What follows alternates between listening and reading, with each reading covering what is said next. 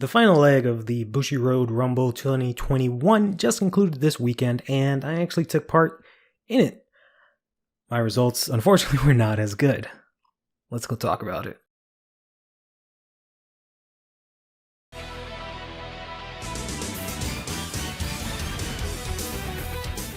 So, Bro 2021 was something that I've been really looking forward to for quite a long time, basically since it's been announced. I really wanted to go to, or rather attend, Springfest last year, and I couldn't at the time, and I was really disappointed because, you know, in my area, it's really hard to actually find any sort of local scene that actually supports Vanguard.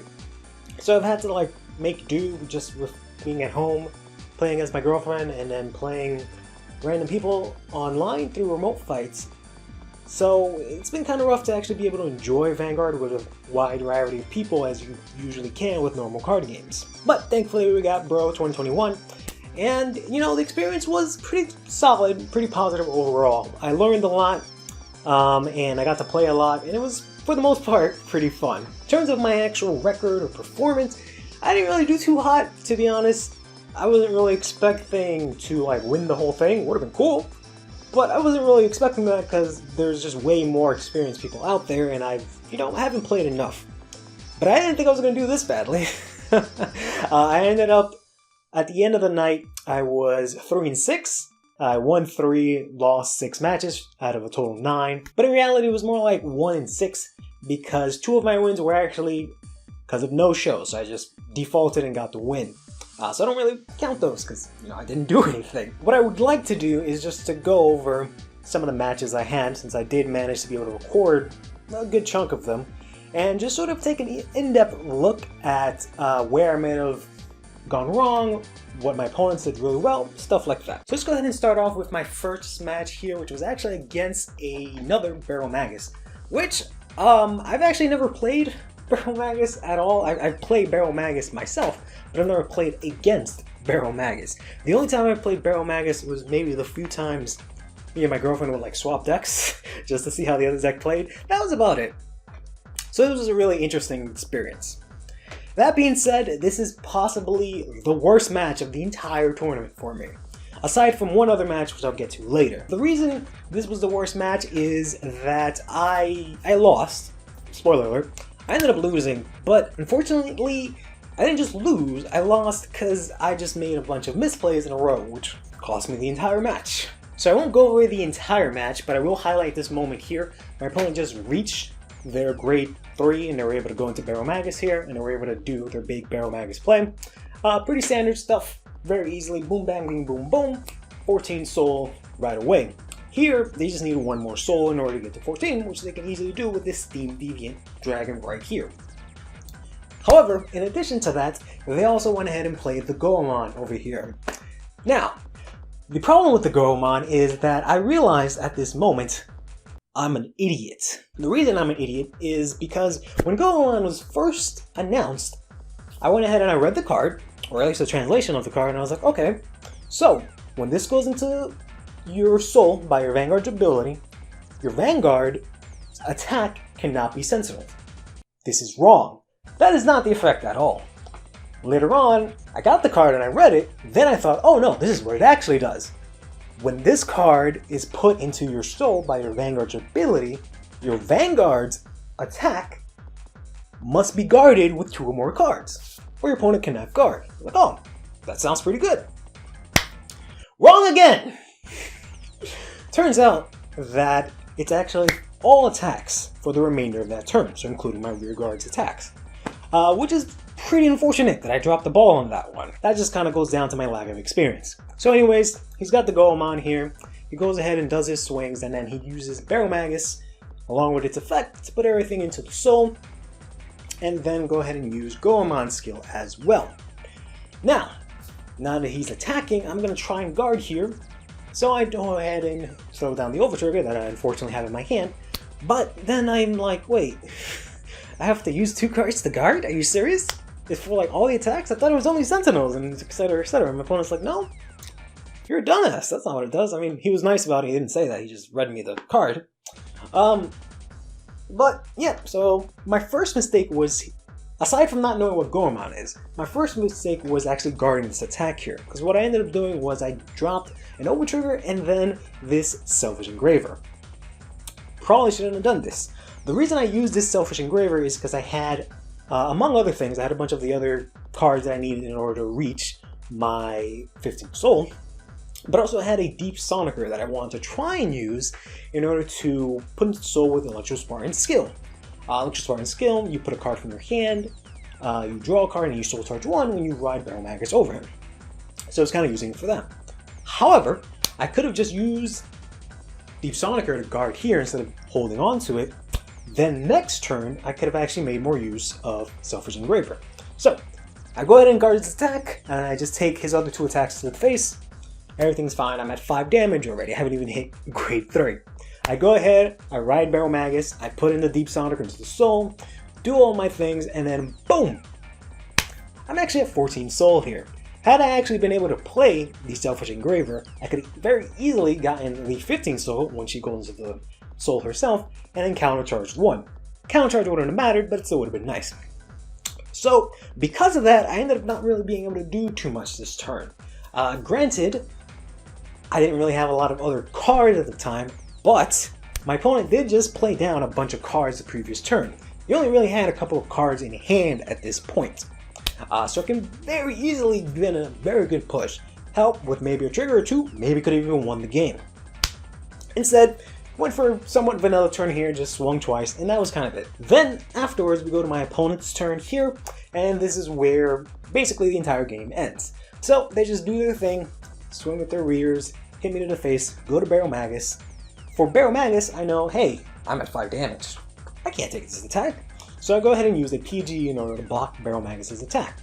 However, because of the number of cards I had in my hand, I needed to discard a card for the PG's effect.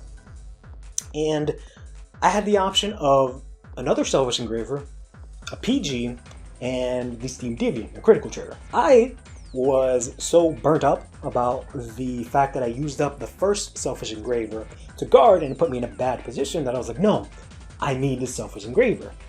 Even though I was already kind of at 15 soul, given that Barrel Magus on the other side put my cards into the soul as well, giving me the 1 card that I needed.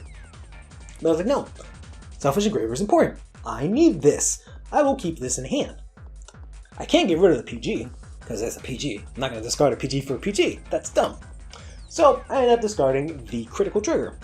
And immediately, as soon as I dropped that down and I came back to look at my hand, I was like, oh no. What the hell have I done? So, obviously I was able to block the Barrel Magus attack. Unfortunately, he ended up drive checking an overtrigger, which doesn't actually matter in this situation, but it definitely didn't help. So he goes ahead and gives all the power to his Asher Da that he just brought out from the soul, and then he went ahead and attacked with this Selfish Engraver. I could have very easily blocked this Selfish Engraver's attack with the critical trigger that I just dropped, because her attack was only at 2,000. Very easily could have blocked that with Barrel Magus, putting him at 28 for shield. Boom. Then this fucking guy, with his 120,000 billion kajillion power here, I could have actually just guarded that with a PG.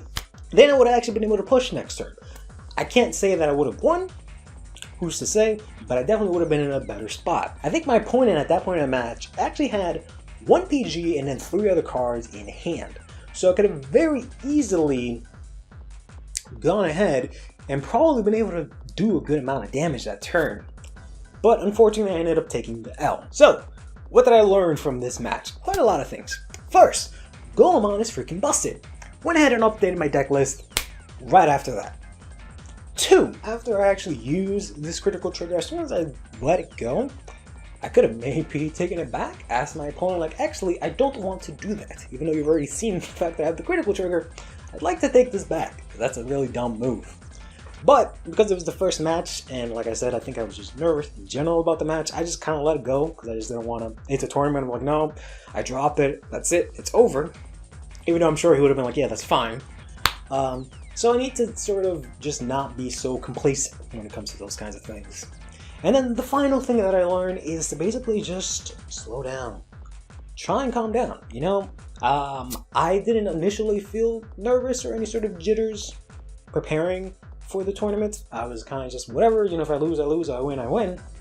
But I guess once I got into the thick of it, it actually hit me, right? And I actually started feeling kind of nervous. So I think going further, I need to make sure that my match 1, I don't have to win or lose, I have to make sure I take it nice and slow and try to take everything in. Out of all these matches, I think I'm going to touch on this next match, match 2. I'll touch on match 3 a little bit. Match 4, I'll just kind of tell you what happened really quickly. Match 5 we'll talk about in somewhat detail. Same with match 6 in somewhat detail. And then I'll touch on match 9 a little bit. So basically we'll go in depth on a few of them and kind of touch on some of them. Just because I didn't feel like all of them were worth talking about. So match 2 was actually a pretty fun, good match for me. What really helped is that my opponent was actually really nice and we got to talk a little bit, which was really good. It kind of washed away all the salt and anger that I had from the first match, because I was very annoyed at myself, especially because as soon as I did those 2 misplays, I immediately knew, oh, those were misplays. I shouldn't have done that, which probably hurts a lot more than maybe learning about it later on. I'm like, oh man, I shouldn't have done that. It's just, as soon as I did, it's like, no, you idiot. Don't do that. But in any case, so here it was against a Nirvana. I always thought that the matchup between Barrel Magus and Nirvana was pretty even, considering that, you know, Nirvana needs to rely on their Trick Star here in order for them to overdress and actually hit their big numbers and do their effects and whatnot. Unfortunately for them, when I have Barrel Magus and I use his skill to put everything into the soul, that brings Trick Star along with it. And unless they sort of soul blast it out some way, that Trick Star is kind of just screwed and he's just stuck in there, as opposed to it being in the drop zone where they can actually bring it back. So that's always been like my go-to plan whenever I was like, alright, if I ever face Nirvana, boom, just do that, we're good to go. I made a small misplay in this match, which you can see right here. So what happened here is that I was at 13 soul. I just need 2 more soul. And I had 2 options on how to do this. I had here Selfish Engraver, and then a Crimson Expeller. Now, option 1, the one that I decided to go with, was to use this Selfish Engraver, attack their Verena on the other side, then use both of Selfish Engraver's effect, 1 to soul charge, 2 to put herself into the soul, putting me at 15. However, what I should have done instead was take the Selfish Engraver, attack Nirvana, use the end of battle skill to put her into the soul. Then I would have been still able to countercharge, would have been a 14 soul, then I could have just used Crimson Expeller. Now, the reason I originally didn't want to do this, maybe, while thinking about this, is that, oh, maybe he'll just intercept and that was sent to the graveyard, or the drop zone. But none of my attacks were going to hit, and I don't think they were going to end up intercepting those attacks, so I think that would have been definitely the better play. Then, what I could have just done after that is just go and swing in with Barrel Magus. They can't intercept at this point, because all their cards are going into the soul, and that's 2 Trick Stars done and kaput. This Trick Star ended up biting me in the ass later on because they were able to bring back the Trick Star that I had retired from attacking their Verena. They went ahead, did their thing, swung at me. Then the next turn came, and I was in sort of like an awkward spot where I either had to win now, or next turn possibly get slapped with massive columns. And in order to accomplish this, I had sort of 2 options here. I had a Kingly Lovely that I went ahead and I played. What I could have done was use her skill here, put in some cards in my deck in order to still have 15, and use her to attack. Then, afterwards, put everyone to the soul, bring out Kingly Lovely again, use your effect, and just dip most of my deck into the soul to make her really big and try to go for game. I tried to sort of do that, but what ended up happening is when I attacked with a Kingly Lovely, my opponent checked the trigger here, which meant my following attacks weren't going to hit, unless I really went ham and brought out like 2 Deep Sonicers or something like that. But I wasn't going to have enough to guard, so instead what I did was I brought out 2 Asher Daws here. I don't know if that was really the right play, I don't know if that was the wrong play. But nonetheless, next turn my opponent went ahead, drew their card, and they didn't seem to be able to do much. I'm not really sure what they had in hand at the moment, but I know they ended up playing this critical trigger, because that was presumably the only thing they wanted to let go. I'm not sure what they thought I had in hand, because I really didn't have a lot to block, so I'm very curious to find out what it was that they had in their hand at this point. But in any case, they played the critical trigger and attacked me with the Nirvana.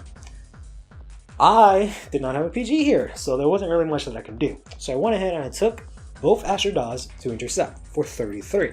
Now, if my opponent checked 2 triggers at this point, I would be dead. If they only checked 1 trigger, I'd be fine. So I wasn't sure how likely they were going to be to pull another trigger, or one at all. So I went ahead and I played an additional guard from my hand, a draw trigger, in order to make it an over trigger to pass. Unfortunately, what ended up happening is that they only pulled 1 trigger. They were able to put the critical effect and the power to their critical trigger here that they conveniently played that turn, and then just smacked me to the face with it, and I had no guard to actually guard with. Whereas if I had just been a little bit more bold and played just Astro Dawes, I could have actually blocked the attack and probably won next turn. I don't think this is really a misplay, but I think what's most important that I learned from this moment here is that I should probably, to my best ability, actually use all the open knowledge that's available to me. Because I probably could have made a better judgment had I maybe checked, or asked them to check, since it was a remote fight, the number of triggers that they had in their drop, in their soul, probably not, or yeah, probably not in the soul, and in their damage zone. Then I probably was going to be like, alright, they've already seen 6 critical triggers, they're probably not going to get anything, so I don't have to block as hard. But that's basically the main thing I learned from that match. Now let's go ahead and move on to match 3. Match 3 was actually the match where I had my only actual win of the tournament. And I would love to sit here and go through play-by-play of that match, but honestly, not a lot really happened, or at least nothing really worth of note. So my opponent was using Hexorb, which was a deck that I really only faced once before this, and I was actually starting to build it myself personally just to get used to how the deck plays. But with all that being said, it was a really standard match. My opponent tried to do a couple of things and it just didn't really work out for them, and I kind of just did all of my things really well. And you know, I just ended up winning. Again, not much I can say about this one. Then we go on to match 4. So as I said in the beginning, the first match against the Barrel Magus, my first loss, that was my least favorite match of the entire tournament because again, it was all on my own. This next match was kind of the exact opposite, because I actually ended up losing this by a disconnect. I disconnected twice from the Discord call. I don't know what it is that happened. I was just doing my thing, and then for some reason Discord would just completely restart.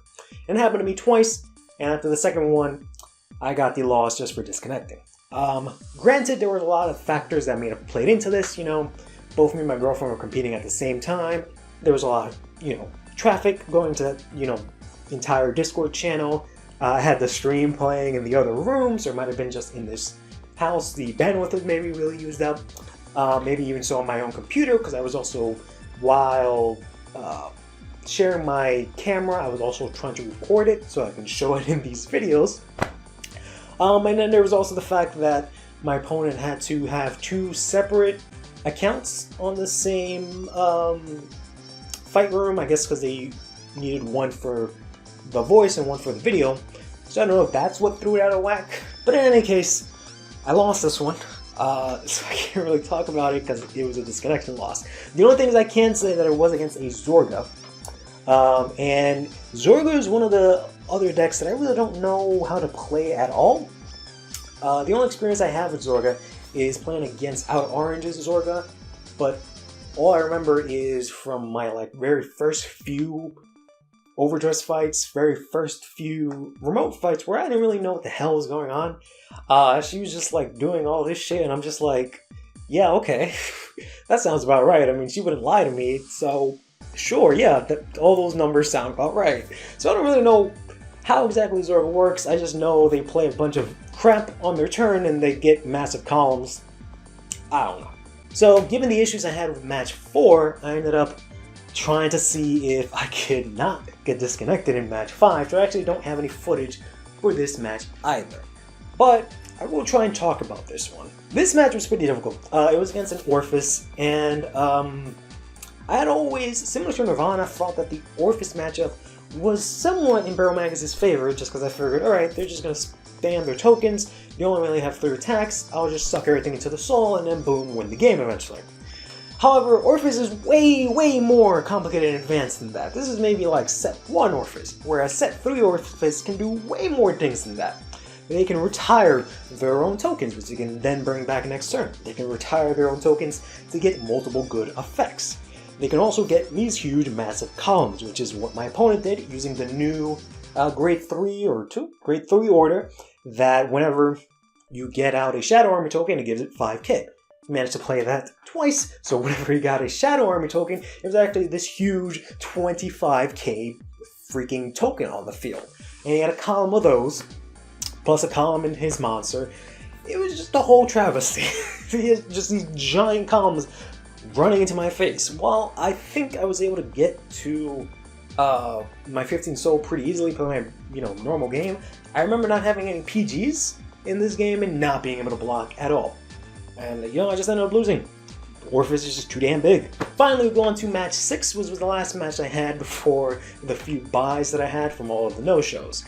This one was probably the most interesting out of all of them because it was the first time I faced an actual meta deck. While I had practiced a lot against this deck before the tournament, I've never actually faced it by someone that actually used the deck. Or at least not extensively. So this time I had to go up against Lorinol. I practiced Lorinol a lot. Me and my girlfriend practiced Lorinol a lot because we were really sure that that deck was going to come up. And lo and behold, there was quite a lot of them out in that bracket. But even though I feel like I had a solid game plan in mind, I really couldn't execute on it. Because I know basically what I need to do with Lorinol is I can go the somewhat defensive route, damage deny them, so when they get into the grade 3 turn, it gives them a longer time to actually build up their songs. That's not as great of a strategy, but it is technically something that might work. The other strategy is to just beat the crap out of them before they get to that point. Unfortunately, Barrel Manas can't really do that too well, because I don't really have any strong numbers that I can hit before I hit grade 3. But it is really possible because I do play a lot of grade 2s. That being said, I couldn't really formulate that one or the other game plan until the battle actually started. Because I actually went into this rather quickly, the check-in and everything, went into lobby and everything. But it wasn't until my opponent actually flipped up their starter that I realized, oh, this is Lorinol. After mulligan and all of that. Had I actually known that beforehand, I would have actually mulliganed a lot better. The reason I say this is because basically at the end of this game, the last turn of the game, I ended up having, or maybe even the last turn before, I ended up having 4 PGs in hand. Which, if you know anything about Lorinol, you know that those are completely obsolete. Because Lorinol can guard restrict you where you can't guard with Sentinels. Had I known Lorinol was coming down my throat that match, I could have definitely mulliganed for something that would have been a lot more useful. Which is just super ironic that I went for a match from not having any PGs to a match where I got all of my PGs. And both outcomes were equally as horrible. So, fortunately, this was another loss for us. I don't really know what I can say about this one. I definitely need to figure out how to play Lorinol a lot better. Still, I thought I had enough practice, but I guess not. It's definitely a tricky matchup since, my hand sizes are always pretty small with Barrel Magas to begin with. So then to restrict and make certain cards useless makes things really bad. Not to mention that Lorinol can get up to like 50-60 really easily. So I'm going to have to work on this one again. So yeah, after that we had matches 7 and 8, which were just no shows for me. So I really didn't have anything to do. I got 3 wins, which again I'm not really counting as wins because there's no match that was played. Then we went to the final match, match 9, where I played Nirvana again. I had a very interesting run where my whole entire run through Swiss, I played completely different decks. The only, duplicate was this Nirvana deck, which is kind of ironic because Nirvana is popular, but it isn't like the most popular deck. So if that was the one that got duplicated, I guess I'm okay with that. But this match was pretty standard. It was kind of the same as the first round. And it was funny because I was sort of given the same situation that I was in the first time, not the first round, but the first time that I fought Nirvana, where I was able to get to 15 really easily and my opponent had 2 overdress units on the field. And I had 2 Phantasm Magician Curtises on the field as well. And I was thinking, alright, I can poke with both of these guys, try and get 2 damage, or 2 guards out of their hand if they don't want to take the damage. But then I figured, oh man, they're just going to go ahead and intercept with their overdress unit, and then nullify the attack. And then their trick star is going to go to the graveyard, or the drop zone. I don't want that. So I ended up just attacking straight with Barrel Magus and putting everything into the soul instead. And I actually talked with my opponent afterwards. He's a really cool guy, and he was saying that, oh yeah, seems like you might have done a bit of a misplay there. And I told him, no, actually, I was just trying to get rid of your trick stars. But unfortunately, what it came down to is that he Persona rode his Nirvana, and he had this just massive Expecta at this point. And the Nirvana had attacked me with like 60,000, and then he had the freaking Expecta over here with like 75,000 and a crit. And I was just like, yeah, there's no way hell I'm guarding any of this shit. So I ended up losing that one. So yeah, Nirvana, I don't really know what to do about that. I definitely know that sucking in the trick stars into soul is definitely my main game plan. And it also messes up their Expecta play, because they can't, like, you know, use that to power it up, because they're in the soul, they're not in the drop. But if they manage to get their stuff going, I can't guard any of these massive attacks. So it's ironically like a very even matchup in that regard. It's either I can stop them from doing them stuff, or once they get to do their stuff, there's no stopping them, right? So that's just how that goes. So that's been my Bro 2021 experience, my whole run. I wanted to go in depth over a couple of more of the matches, but like I mentioned, not a lot of them. We really had a lot going on and not too much that was worth analyzing. Unfortunately, we did most of that in the first half of the video. But nonetheless, let me know what you thought of the video. Let me know what your Bro experience was like. And if you managed to catch anything else that I might have said, or if you disagree with anything, please let me know all this in the comments down below. I would really like to improve, and the only way I'm going to be able to do that is by hearing some good advice and conversing and just reflecting, which I'll be doing a lot of that. But until then, I gotta stop doing that. Okay, what is this? What is this? What is this? But until then, take care of yourself.